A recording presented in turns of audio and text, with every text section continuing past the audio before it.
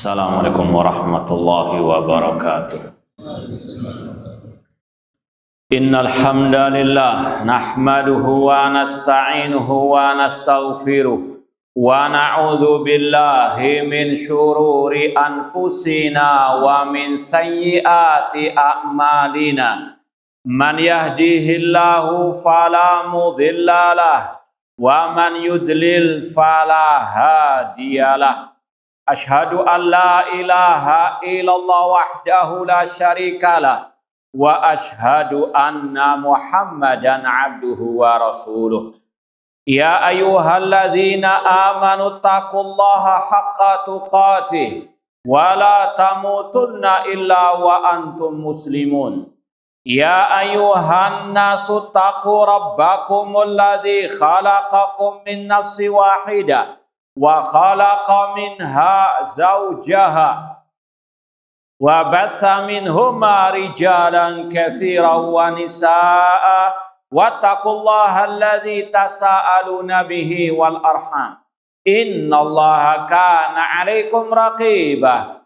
Ya ayyuhalladzina amanu taqullaha wa qulu qawlan sadida yuslih lakum a'malakum wa yaghfir lakum dhunubakum wa may yuti'illaha wa rasulahu faqad faza fawzan 'azima. Amma ba'd, fa inna asaqal hadits kitabullah wa khairal hadi hadi Muhammadin sallallahu alaihi wasallam wa syarrul umuri muhdatsatuha wa kullu muhdatsatin bid'ah wa kulla bid'atin dhalala wa kulla dhalalatin finnar. Ma'asal muslimin, ikhwani fillah wa akhwati, bapak-bapak, ibu-ibu, saudara-saudari rahimani wa rahimakumullah. Alhamdulillah, segala puji bagi Allah Subhanahu wa taala yang mempertemukan kita kembali dalam kajian tafsir juz Tabarak atau juz 29 oleh Fadilatul Syekh Al-Allamah Abdurrahman bin Nasir As-Sa'di rahimallahu ta'ala. Namun sebelum kita mulai lagi kajian ini setelah libur panjang kemarin Ramadan, perlu kita sampaikan beberapa hal. Yang pertama, karena masih ada suasana lebaran, kita ucapkan taqabbalallahu minna wa minkum wa kulla amin wa antum bi khair. Kemudian sekedar mengingatkan diri kita masing-masing tentang keutamaan belajar, terutama tafsir Al-Quran, terutama di dalam Masjid Allah, yaitu sabda Rasulullah SAW, man salaka tariqan yaltamisu fi ilman sahalallahu bi tariqan ilal jannah. Barang siapa yang menempuh suatu perjalanan dalam rangka belajar ilmu agama, maka Allah mudahkan jalannya menuju surga. Semoga langkah kita ke tempat ini sebagai langkah menuju surga kelak. Kemudian Rasul mengatakan, wa mashtama qaumun fi baitin min buyutillah yatluna kitaballah wa yatadarasuna bainahum illa nazrat alaihim sakinah wa ghasyiyatuhumur rahmah wa hafathumul malaika wa dzakarahumullah fi man indah. Rawahu Muslim. Kata Rasul, tidaklah sekelompok orang berkumpul di salah satu rumah Allah, di salah satu masjid Allah, mereka membaca ayat-ayat Quran dan saling mempelajari isi Al-Quran, kecuali akan turun kepada mereka ketenangan, rahmat Allah meliputi mereka, kemudian malaikat mengelilingi majelis mereka, dan Allah memuji mereka di kalangan malaikat yang ada di sisinya. Demikian pula Rasul SAW pernah bersabda, man ghada ilal masjid la yuridu illa an yata'allama khairan aw yu'allimahu illa kana lahu ka ajri hajin taman hajatuhu. Kata Rasul SAW, tidaklah seseorang pergi ke masjid tidak ada niat kecuali untuk belajar kebaikan atau mengajarkan kebaikan, kecuali baginya pahala seperti orang yang berhaji sempurna ibadah hajinya. Semoga Allah Subhanahu wa taala menjadikan kita ikhlas dalam thalabi al-ilmi ini. Karena syarat meraih keutamaan tadi, kata Imam Ibnu Jamaah, itu syarat utamanya al-ikhlas dalam thalabul ilmi. Innamal a'malu binniyat. Demikian pula Rasul mengatakan, khairukum man ta'allamal Qur'ana wa 'allama. Sebaik-baik kalian yang belajar Al-Qur'an dan yang mengajarkannya. Namun sekali lagi, ini butuh tadi. Innamal a'malu binniyat. Nah, taib ma'asal muslimin ikhwani fillah wa akhwati rahimani wa rahmakumullah. Sekarang kita lanjutkan tafsir surat Al-Ma'arij atau Sa'ala Sa'ilun. Kata Syekh Abdurrahman As-Sa'di rahimahullah, wahiyya makkiyatun. Surat Al-Ma'arij ini surat Makkiyah, yaitu diturunkan sebelum hijrahnya Rasul ke kota Al-Madinah. Bismillahirrahmanirrahim. Sa'ala sa'ilum bi'adzabin waqi'. Ada seseorang yang meminta diturunkannya azab kepada lil kafirin, atas orang-orang kafir. Laisa lahu dafi'un, dan tidak ada yang bisa menolak azab Allah. Minallahi dzil ma'arij, yang datangnya dari Allah yang memiliki ketinggian. Ta'rujul al malaikatu waruhu ilai fi yaumin kana miqdaru khamsina alfasana. Fasbir sabran jamilah. Bersabarlah wahai Nabi Muhammad dengan kesabaran yang baik. Innahum yarawnahu ba'ida. Sesungguhnya orang kafir menganggap azab itu sangat jauh atau mustahil. Wa narahu qaribah. Namun kami, kata Allah, melihatnya sangat dekat. Ini bagian pertama surat Al-Ma'arij, ayat pertama sampai ayat ke-7. Kita baca tafsirnya. Kata Syekh Al-Allamah Abdurrahman As-Sa'di rahimahullah ta'ala, yaqulu ta'ala mubayyinan li jahlil mu'anidin wastijalihim li adzabillah istizaan wa ta'annutan wa ta'jizan.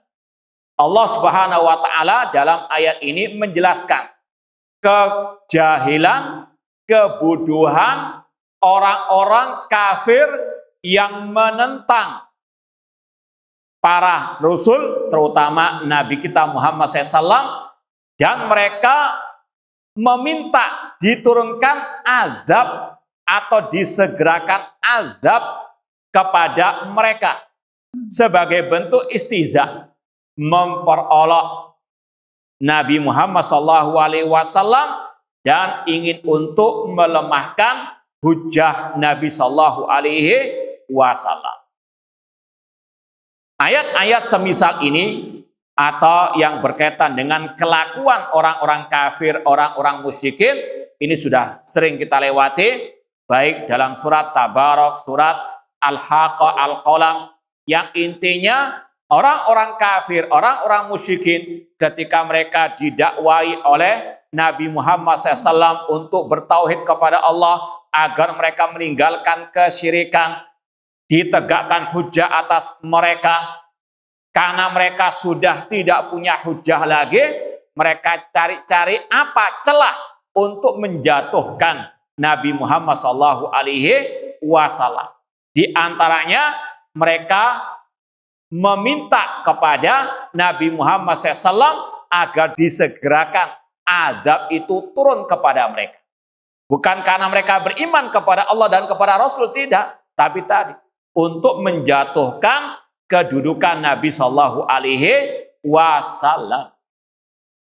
Kemudian dikatakan di sini sa'ala sa'ilun, makna sa'ala, ya kalau dalam segi bahasa, sa'ala ada dua maknanya. Sa'ala artinya bertanya, fas'alu ahla dzikri in kuntum la ta'lamun. Ada pula sa'ala maknanya meminta. Di sini maknanya meminta.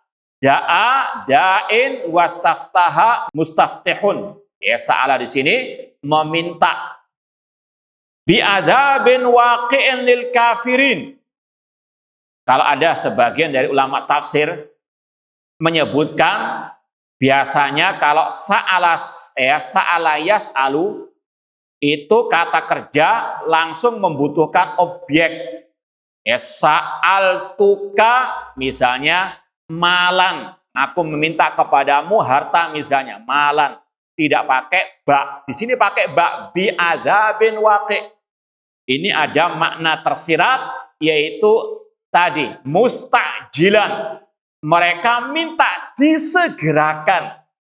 Ya, sekali lagi, ini tujuan utamanya untuk menjatuhkan kehormatan Nabi Shallallahu Alaihi Wasallam. Artinya, engkau wahai Muhammad mengaku sebagai Nabi, mengaku utusan Allah. Coba datangkan adab segera sekarang juga kepada kami. Sekali lagi, ini hanya untuk menjatuhkan kedudukan Nabi Shallallahu Alaihi Wasallam karena mereka sudah tidak punya hujah lagi menjawab dalil-dalil yang dibawakan oleh Nabi Muhammad Shallallahu Alaihi Wasallam. Sekali lagi, kata-kata bi'adzabin, huruf ba di situ ada makna yang tersirat. Ta'ala sa'ilin bi'adzabin waqi, meminta disegerakan turunnya azab lil kafirin, bagi orang-orang kafir.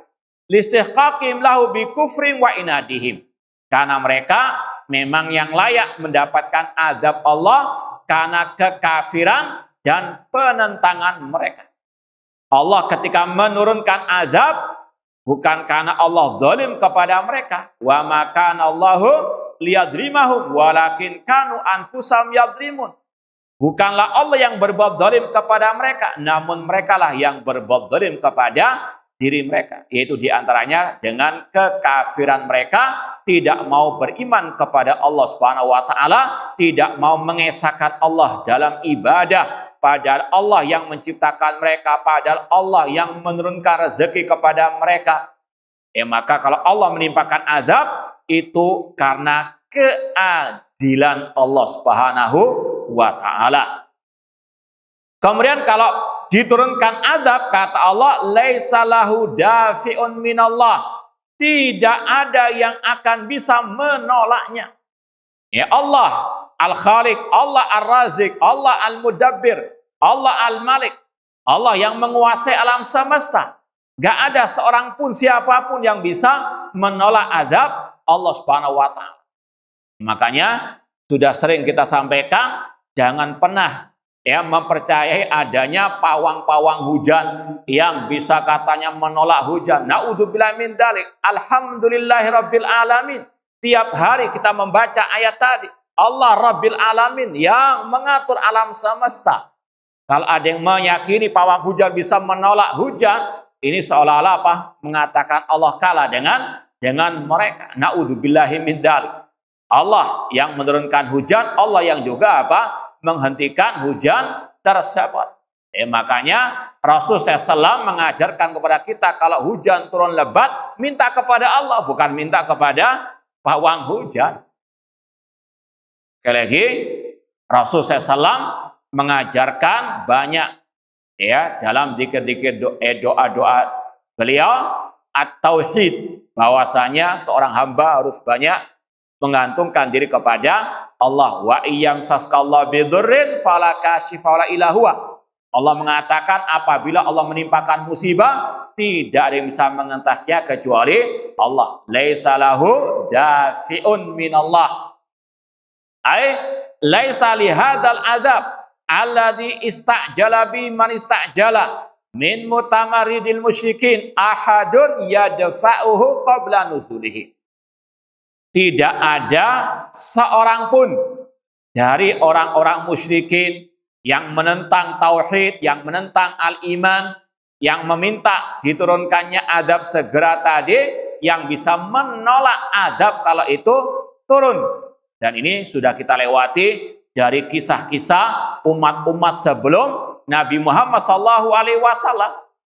Fa amma samudu fa uhliku bitaghiyah wa amma adu fa uhliku birihin sarsarin atiyah. Bagaimana kaum Samud dibinasakan dengan suara yang menggelegar, bagaimana kaum Ad ditimpa dibinasakan dengan angin yang bertiup selama 7 hari 8 malam dan seterusnya. Ini semuanya menunjukkan Allah ala kulli syai'in qadir. Tidak ada yang bisa menolak azab Allah kalau azab tersebut turun. Wa hadza hina da'a An-Nadhr ibnul Harith al-Qurashi au ghairuhu minal mukadzibin. Kata Syekh Abdul Rahman As-Sa'di, ayat ini terkhusus diturunkan ketika ada seorang musyrikin di zaman Nabi yang bernama An-Nadhr bin Harith atau selainnya meminta tadi diturunkan azab yang disegerakan. Sekali lagi tujuannya hanya untuk memperolok Nabi SAW untuk menjatuhkan kehormatan Nabi Shallallahu Alaihi Wasallam, untuk melemahkan Nabi Shallallahu Alaihi Wasallam. Hal ini dikisahkan oleh Allah juga dalam surat Al-Anfal. Allah berfirman, Allahumma in kana hadha wal haqqa min indika fa'amtir alaina hijaratan minas sama awitina bi'adzabin alim. Tadi orang musyrik Nadhr bin Harith berkata, ya Allah, jika Al-Quran itu benar, sekali lagi, ini Allah mengkisahkan tentang ucapan orang musyrik. Artinya apa? Orang musyrik tahu tentang Allah. Orang musyrik itu kenal Allah. Maka aneh kalau ada orang yang tidak mengakui hal ini. Padahal dalam Al-Quran Allah banyak mengkisahkan. Orang musyrikin jahiliyah itu mengenal Allah. Tapi mereka menyekutukan Allah dalam ibadah. Ayat-ayatnya banyak. Contoh dalam surat Yunus. Qul man yarzuqukum minas sama'i wal ardi amma yamliku sam'a wal absar wa ma yukhrijul hayya minal mayyit wa yukhrijul maita minal hayy wa man yudabbirul amra fasayaquluna Allah. Katakan wahai Nabi Muhammad kepada kaum musyrikin jahiliyah, siapa yang memberikan rezeki dari langit dan bumi? Siapa yang memiliki pendengaran dan penglihatan? Siapa yang mengeluarkan yang hidup dari yang mati, mengeluarkan yang mati dari yang hidup, dan siapa yang mengatur seluruh alam semesta ini? Fasayaqulun Allah. Ulama tafsir sepakat mengatakan fasayaqulun, yaitu orang musyrikin. Mereka menjawab semua itu Allah yang mengatur. Mereka meyakini tentang Allah Subhanahu wa taala sebagai Al-Khaliq, Ar-Razik, Al-Mudabbir. Contoh lagi dalam surat Luqman, wala in sa'alta man khalaqas samawati wal arda la yaquluna Allah. Jika engkau bertanya kepada orang musyrikin jahiliyah, siapa yang menciptakan langit dan bumi? Serentak mereka menjawab Allah. Demikian pula dalam ayat yang lain, surat Yusuf, Allah mengatakan, wa ma yu'minu aktsarum billah illa wa hum musyrikun. Tidaklah kebanyakan mereka, yaitu orang musyrikin jahiliyah, beriman kecuali mereka musyrikin. Kata Abdullah bin Abbas dalam tafsir ayat tadi, surat Yusuf tersebut, bahwasanya orang musyrikin kalau ditanya man khalaqas samawat, mereka menjawab Allah, itulah iman mereka kepada Allah. Alias orang musyrikin jahiliyah mengimani rububiyah Allah. Ini Allah yang menjelaskan. Orang-orang sekarang ada yang tidak mempercayai. Masa orang musyrikin dikatakan bertauhid? Iya, tauhid rububiyah. Meyakini Allah sebagai Al-Khaliq. Hati-hati kalau nggak percaya bisa apa? Kafir kepada Al-Quran. Karena Al-Quran yang menceritakan tentang orang musyrikin membenarkan Allah sebagai Sang Khaliq. Demikian pula dengan tadi yang ditafsirkan oleh Abdullah bin Abbas. Namun mereka menyekutukan Allah dalam ibadah. Fa'idha raqibu fil fulki da'awullah mukhlisina lahuddin. Allah mengatakan dalam akhir surat Al-Ankabut, apabila mereka berlayar di lautan ditimpa musibah, mereka apa? Da'awullah, berdoa kepada Allah. Mereka mengenal Allah. Mereka juga terkadang berdoa kepada Allah. Cuma kapan mereka berbuat syirik? Falamma najjahum ilal barri idahum yusyrikun. Kalau mereka diselamatkan di daratan, baru mereka berbuat kesyirikan. Allah yang mengkisahkan, Allah yang menceritakan tentang keadaan musyrikin. Kalau ada yang nggak mempercayai, hati-hati, bisa kufur. Naudzubillahi min dzalik. Dan ini diantara apa? Dalilnya. Nadhr bin Harith Al-Qurashi berdoa kepada siapa? Kepada Allah. Meskipun tadi tujuannya hanya untuk tapi mereka mengenal Allah. Allahumma in kana hadha huwal haq. Ya Allah, jika Al-Quran itu benar dari sisimu, maka hujankanlah hujan batu atas kami dari langit, atau ya timpakan kepada kami azab yang pedih. Ya, ini yang dikisahkan dalam surat Al-Anfal. Fal azab la budda an yaqa alaihim minallah.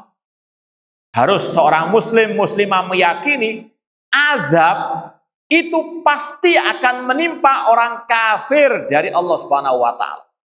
Ya, cepat atau lambat, azab itu pasti akan datang kepada orang kafir.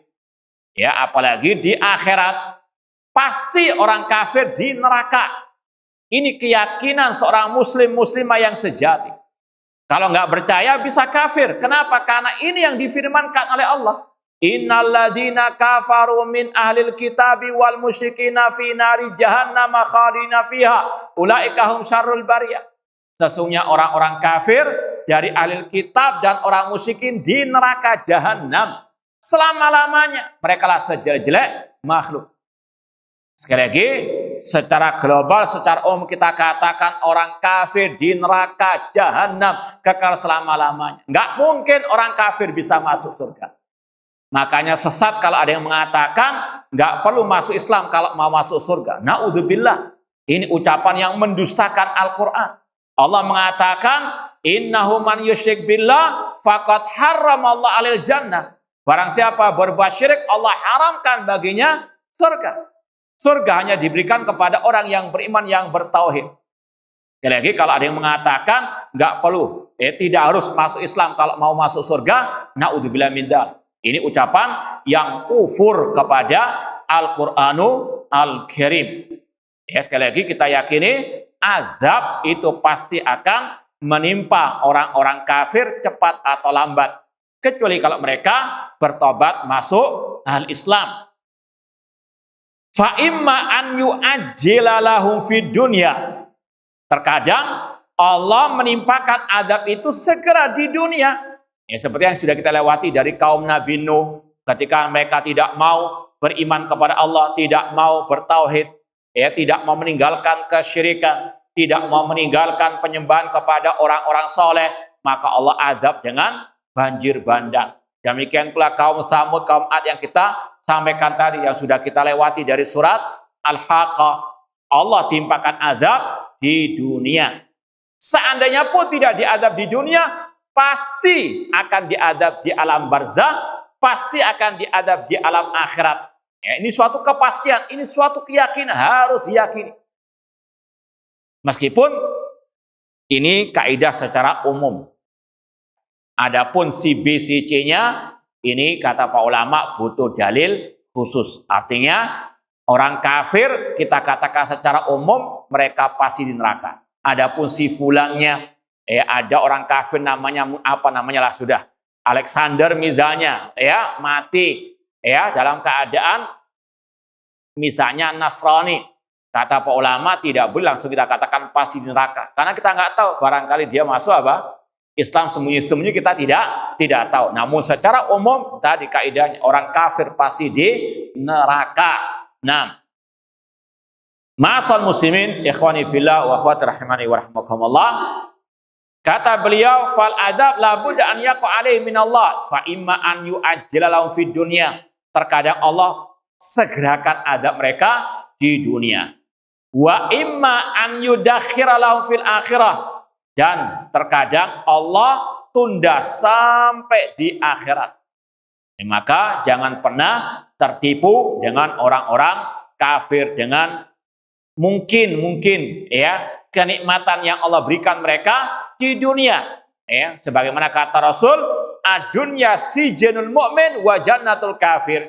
Dunia ini penjara bagi orang mukmin, ada ikatannya, ada halal haram yang harus ditaati, ada perintah larangan Allah. Adapun orang kafir, dunia ini kata Rasul surganya mereka, bebas mereka berbuat apa saja, tapi ingat ya, azab pasti akan datang atas mereka. Maka jangan pernah tertipu dengan kenikmatan yang sesaat yang Allah berikan kepada orang-orang kafir tersebut, karena azab menanti menunggu mereka ajilan atau ajilan. Falau arafullah wa arafu azamatahu wa si'ata sultanihi wa kamala asma'i wa sifatihi lamastajalu wa lastaslamu wa ta'addabu. Seandainya orang-orang itu, yaitu orang-orang kafir, mengenal Allah dalam artian mengenal yang sesungguhnya, mengenal rububiyah, uluhiyah, dan asma dan sifat Allah dengan sebenar-benarnya, dan mereka betul-betul melaksanakan konsekuensinya, maka mereka tidak mungkin meminta segera diazab oleh Allah Subhanahu wa taala. Karena Allah ala kulli syai'in qadir. Allah Maha Kuasa atas segala sesuatu, dan sudah Allah tunjukkan bukti-buktinya pada umat-umat sebelum mereka. Dan di antara tujuan Allah mengkisahkan kisah-kisah kaum-kaum sebelum umat Islam, kaum Samud, kaum Ad, Fir'aun dan kaumnya, demikian pula kaum Nabi Nuh, agar mereka orang musyrikin jahiliyah sadar akan kesalahan mereka. Tapi ketika mereka tidak mau sadar-sadar, tidak mau masuk Islam, tidak mau bertauhid kepada, tidak mau beriman kepada Allah dan Rasulnya, azab Allah menimpa mereka. Sekali lagi, seandainya mereka betul-betul mengenal Allah dalam artian yang sebenarnya, mengenal dan betul-betul tunduk kepada konsekuensi iman tersebut. Makanya para ulama ketika membahas misalnya kalimat la ilaha illallah, banyak kaum muslimin mengenal kalimat tersebut, tapi sekedar mengenal la ilaha illallah, tapi nggak memahami dengan sebenar-benarnya, ini tidak ada faedahnya, nggak ada manfaatnya. Sebagaimana kata Syekh Hafidz Al-Hakami rahimahullah ta'ala, fa innahu lam yantafi qailuha bin nutqi illa haitsu yastakmiluha.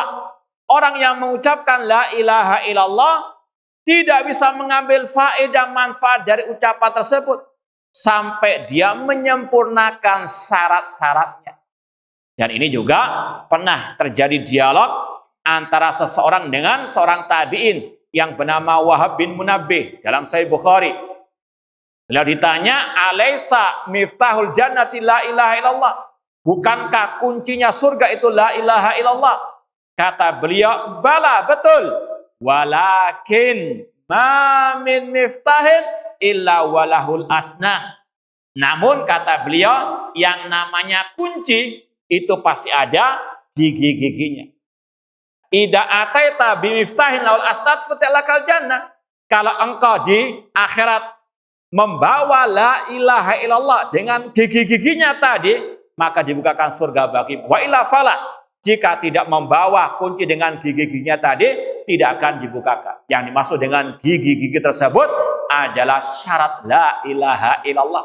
Apa dia syaratnya? Al ilmu wal yaqinu wal qabul. Harus memahami, harus mempelajari betul apa makna la ilaha illallah sesuai dengan pemahaman yang benar, pemahaman Rasulullah SAW, yaitu la ma'buda bihaqqin illallah. Tidak cukup hanya paham saja, namun harus apa? Yakin. La ma'buda bihaqqin illallah. Tidak ada sesembahan yang hak kecuali Allah. Selain Allah adalah sesembahan yang batil. Malaikat nggak berhak disembah, Nabi nggak berhak disembah, orang yang soleh nggak berhak disembah. Ini al-yakin. Nggak cukup hanya sekedar ucapan lisan, nggak cukup hanya sekedar memahami, harus yakin. Wal qabul, menerima la ilaha illallah dan konsekuensinya. Kemudian juga dengan ikhlas, dengan cinta, kemudian dengan tunduk kepada konsekuensi la ilaha illallah. Intinya ini, tidak cukup sekedar mengenal. Iya, orang musyrikin mengenal Allah, cuma mereka tidak melaksanakan konsekuensi dari makrifat mereka terhadap Allah. Mereka mengenal Allah sebagai sang khalik, sang pencipta, tapi mereka tidak melaksanakan konsekuensinya, beribadah hanya kepada Allah. Karena mengenal Allah sebagai sang khalik tidak cukup, artinya masih koma, belum titik. Sampai mereka beribadah hanya kepada Allah. Rabbus samawati wal ardi wa ma bainahuma. Allah Rabb langit dan bumi dan apa yang di antara keduanya. Allah lanjutkan dengan firman-Nya, fa'budhu, maka beribadahlah kepada Allah. Ini konsekuensinya. Adapun orang musyrikin hanya berhenti pada Allah sebagai sang Al-Khaliq, ya, ataupun kalau mereka berdoa kepada Allah, mereka sekutukan dengan yang lainnya, tidak murni tauhid mereka kepada Allah Subhanahu wa taala. Namun seandainya mereka betul-betul mengenal Allah, yang mengagungkan Allah dengan sebenar-benarnya pengagungan, mereka tidak mungkin meminta disegerakan azab, ya, walas taslamu. Bahkan justru sebaliknya, mereka pasti akan masuk al-Islam wa ta'adabu, dan betul-betul beradab kepada Allah Subhanahu wa taala. Walihada dzakara ta'ala min azamatihi ma yudadu aqwalahum al-qabihah. Makanya Allah dalam ayat ini menyebutkan tentang keagungan, ya, dirinya yang itu membantah ucapan mereka yang jelek tadi. Allah mengatakan zil ma'arij, Allah yang memiliki ketinggian. Ta'rujul malaikatu waruh ilaih, para malaikat dan ar-ruh naik kepada Allah. Ini salah satu bukti kekuasaan dan keagungan Allah. Para malaikat tunduk kepada Allah. Para malaikat naik kepada Allah Subhanahu wa taala. Dan Allah zil ma'arij artinya zil ulu. Allah zat yang maha tinggi. Tinggi zatnya, tinggi kekuasaannya, dan tinggi kedudukannya. Ini salah satu ayat yang dijadikan dalil oleh ulama Ahlussunnah tentang Allah fis sama, Allah ada di atas langit. Dalil-dalilnya kata Ibnu Qayyim lebih dari 1000 bahkan 2000. Dan ini ijma' salaf, Allah fis sama. Ya, Allah al-ali, Allah yang maha tinggi. Dan ini yang juga disepakati oleh ulama-ulama salaf dalam kitab akidah. Contoh muridnya Imam Syafi'i yang bernama Imam Al-Muzani. Di awal kitab beliau Syarhus Sunnah, beliau mengatakan alin ala arsihi, Allah tinggi di atas ars. Ars Allah ada di atas langit. Ini enggak bertentangan dengan mengatakan Allah di atas langit. Artinya Allah alin. Ini akidahnya Imam Al-Muzani, murid Imam Syafi'i. Bahkan Imam Syafi'i sendiri, seperti yang dinukil oleh Imam As-Sabuni dalam kitabnya Aqidah Salaf Ashabil Hadis, meyakini Allahu fis sama, Allah ada di atas langit. Dan di antara dalil-dalilnya ayat yang semisal dengan Allah dzil ma'arij, artinya dzul ulu, Allah maha tinggi, tinggi zatnya di atas langit, di atas aras, tinggi kekuasaannya dan tinggi kedudukannya. Wal jalal, Allah yang maha mulia, wal azamah, yang maha agung. Wa tadbir lisail khalq, dan Allah yang mengatur semua makhluk. Ini juga tadi untuk menjelaskan kepada kaum musyrikin, Allah itu yang menguasai alam semesta. Maka kewajiban mereka harus beribadah hanya kepada Allah semata. Tapi itu yang mereka tidak lakukan. Makanya la ilaha illallah, ini yang harus dipahami oleh kaum muslimin, artinya la ma'budu bihaqqin illallah, tidak ada sembahyang hak kecuali Allah, dan mereka harus menyerahkan semua ibadah mereka hanya kepada Allah. Salat mereka, nazar mereka, sumpah mereka, doa, istighosah, semuanya diserahkan kepada Allah Subhanahu wa taala. Jangan hanya seperti orang musyrikin mengenal Allah hanya sebagai pencipta, pengatur, namun tidak melakukan konsekuensi beribadah hanya kepada Allah atau mengesahkan Allah dalam al-ibadah. Kemudian kata Syekh, tadi ta'ruju ilal malaikatu bima ja'alaha ala tadbirihi, dan para malaikat itu naik kepada Allah, naik dari bawah ke atas. Ini menunjukkan Allah fil ulu, dan ini yang juga diucapkan oleh Imam Abu Hanifah rahimahullah. Kata beliau, Allah yud'a min a'la la min asfal, li anal asfal laisa min wasfir rububiyah walal uluhiyati fi syai'. Allah ada di atas dan kita berdoa kepada Allah. Adapun sifat bawah tidak layak bagi rububiyah dan uluhiyah Allah Subhanahu wa taala. Ini yang mungkin bisa kita sampaikan pada kesempatan yang berbahagia ini. Mudah-mudahan bermanfaat. Dan insya Allah kita lanjutkan pada pertemuan datang. Kurang lebihnya mohon maaf. Wa jazakumullahu khairan. Wassalamualaikum warahmatullahi wabarakatuh.